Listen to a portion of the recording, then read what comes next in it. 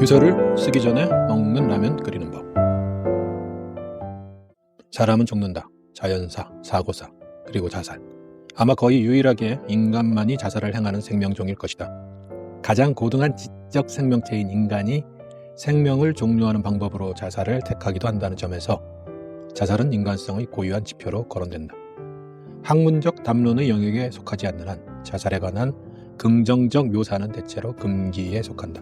그러나 사회를 위해선 이 금기가 필요하지만 때로 삶에서 전혀 활로를 찾지 못한 상황에 부닥친 사람에게도 무조건 살아내야 한다고 윽박지를 수 있는지는 의문이다. 죽고 싶은 와중에 죽지 마라. 당신 괜찮은 사람이다. 파이팅해라. 그렇게 응원해주는 사람이 있다는 것만으로 숨이 쉬어져. 고맙다. 옆에 있어 줘서. 배우 이선균의 죽음과 함께 그가 주연한 2018년 TVN 드라마 나의 아저씨들의 대사들이 다시 주목받으며 추모 등 다양한 맥락에서 인용되고 있다. 이 대사가 그중 특별히 많이 인용된다. 우선 고 이선균의 명복을 빈다. 죽고 싶은 와중에 죽지 마라. 죽고 싶을 만큼 힘든 누군가에게 이런 설득이 가능한 맥락은 그에게 당신 괜찮은 사람이라고 응원해주고 옆에 있어주는 어떤 사람이 있어서이다. 반대로 죽고 싶은 와중에 모두가 욕을 하며 등을 돌리고 친하게 굴던 사람이 모두 떠나 옆에 응원하는 사람 하나 없을 때 살아갈 힘을 내는 건 너무 힘든 일이다. 너무나 절실하게 죽고 싶은 와중에 죽지 마라 라고 말해줄 단 한 사람이 옆에 보이지 않을 때 스스로 거울을 보며 파이팅을 외치기는 매우 어렵다. 기억이 가물가물한 고3 시절 나는 자살했다. 자살했으면 지금 글을 쓰고 있는 내가 유령이어야 하기에 정확하게는 자살을 시도했다. 주변을 정리하고 고3짜리가 정리할 게 많지는 않았다. 친한 친구에게 일기장 등 그때까지 살아오며 남긴 다양한 끄적거린 뭉치를 전달하고는 결행했다. 다행인지 불행인지 내게 정확한 의학 지식이 없어서 지사량에 못 미치는 양을 섭취한 탓에 곧 삶에 복귀했다. 자살을 시도한 이유가 무엇이었는지 명확하지는 않다. 고3이라 학교 공부가 힘들었다거나 입시 스트레스에 짓눌려서 그랬던 건 아니다. 남달리 예민한 사춘기를 보내던 그때 갑자기 생이라는 게 살아내어야 할 만큼 가치 있는 무엇인가가 아니라는 생각이 들었고 그 생각이 한번 뇌리에 들어와 다리를 튼 이후 계속 커지다가 마침내 행동으로 폭발한 듯하다. 그런 충동을 막아낼 만큼 전두엽이 충분히 성장하지 않아서 그랬을지도 모르겠다. 잃어버린 그때의 유서를 떠올려보면 매우 막연한 삶에 대한 회의나 실존적 좌절이 들어있었다. 삶이 실제로 힘들어서 그랬던 건 아니라는 얘기다. 그러니 유서가 그렇게 막연하고 추상적일 수밖에. 견딜 수 없이 힘든 삶의 고통은 절대 추상적이지 않고 구체적이고 생생하다.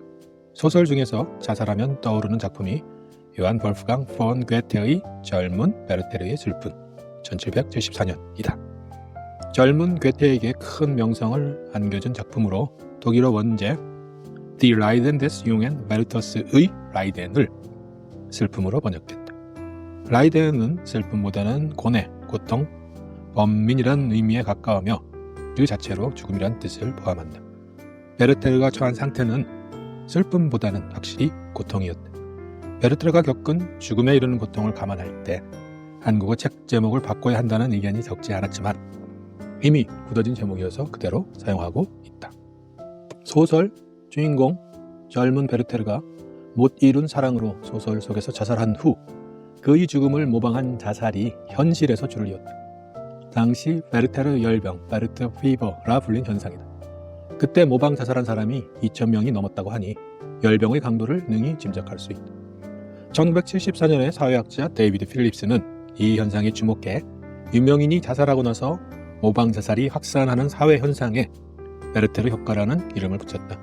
당시 베르테르를 따라서 죽은 사람들의 모든 자살 동기가 지금은 간단하게 정리된 베르테르 열병 때문이었는지 확인되지 않지만 열병 때문에 자살한 사람들의 고통, 라이덴이 베르테르의 고통보다 덜한 것이었으리라고 조심스럽게 추측해 본다.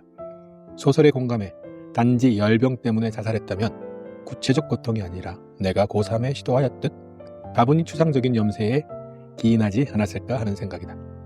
소설 대 현실의 비교라서 비교 자체가 성립하지 않지만 그래도 해보면 그렇게 결론이 나지 않을까. 물론 구체적이든 추상적이든 고통의 무게를 재고 말하자면 타당한 죽음인지를 논하는 건 전혀 바람직하지 않을 뿐더러 무리한 일이 될 수 있다. 모든 삶이 존중받아야 하듯 죽음 또한 그래야 한다. 그럼에도 개인적으로는 죽음보다 삶이 더 소중하고 더 존중받아야 한다고 믿는다. 정말로 절실한 예외가 없지는 않겠지만 삶을 인위적으로 중단하기에 타당한 명분은 없다고 말하고 싶다. 전술한 고3 시절 자살의 기억은 내 인생의 대표치기로 남아있다. 치기 속에 당시 나의 기준으로 나름 진지한 성찰이 있긴 했다. 문제는 유치 찬란한 내 유서에 고통이 없었다는 사실이다. 고통 없는 성찰이 장시기에 불과하다는 깨달음은 긴 세월이 지나지 않아 자연스럽게 도래했다. 그 뒤로 이날까지 나는 자살을 시도한 적이 없다. 주변에서 자살을 생각하거나 시도하는 건 몇몇 사례를 보았다. 드라마 대사처럼 응원해주는 누군가가 옆에 있어 죽지 말라고 손을 잡아주면 자살할 생각하는 사람은 대체로 숨 쉬는 쪽을 선택한다. 하지만 정말 길이 안 보이는 상황이란 것이 존재한다. 또는 죽음만이 현실적으로 유일한 대법일 수도 있다. 사람은 혼자 살아가지 않고 가족, 지인 등과 어울려 살아가기에 자신의 호흡만을 기준으로 고통의 타겟책을 단독으로 찾아내지 않는다. 내 판단에도 참으로 그 길밖에 없을 때 무조건 죽고 싶은 와중에 죽지 마라 라고 말하지 못할 것 같다. 그렇다고 반대로 말할 수는 없는 노릇이다.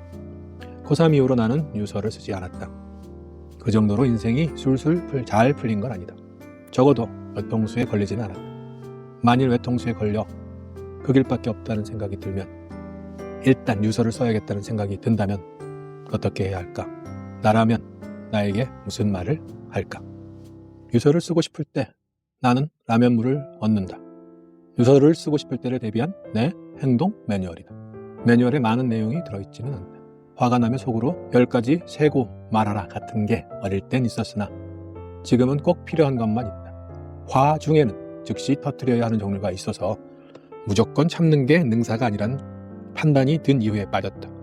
그렇게 하나둘 빠지다 보니 정말 필요한 것만 남았는데 예컨대 유서를 쓰기 전에 라면물 얹기 같은 성격의 매뉴얼이다. 가족력으로 당뇨병을 물려받은 나로서는 라면물을 얻는 데에 큰 결단이 전제된다. 원래 라면과 같은 밀가루 음식을 좋아하다가 나이 들어 당뇨 판정을 받고 멀리하는 상황이어서 라면물을 얻는 건 나름의 중대 결심에 해당한다. 가끔 내가 야밤에 몰래 라면을 끓여 먹음으로써 어쩌면 유서 쓰고 싶은 마음을 원천 차단하는 효과를 거둔 건 아니었을까? 남한테도 똑같은 말을 해주고 싶다. 유서를 쓰고 싶으면 라면물을 얹으라고. 타인의 고통을 조롱하려는 게 아니다. 어차피 쓸 유서라면 라면 한 그릇 끓여 먹고 쓴다고 달라질 건 없지 않은가. 단 사발면이 아닌 봉지라면을 제대로 끓여 먹어야 한다. 파가 있으면 꼭 넣고 계란은 그날의 기분에 따라 선택하면 된다. 나는 간 마늘이 있으면 반드시 한 숟가락 정도 투척한다. 그리고 반드시 김치를 꺼내 곁들일 것. 유서를 쓰기 전에 먹는 라면은 생애 마지막 라면이 될 수 있는 만큼 김치를 빼고 대충 먹는 건 곤란하다.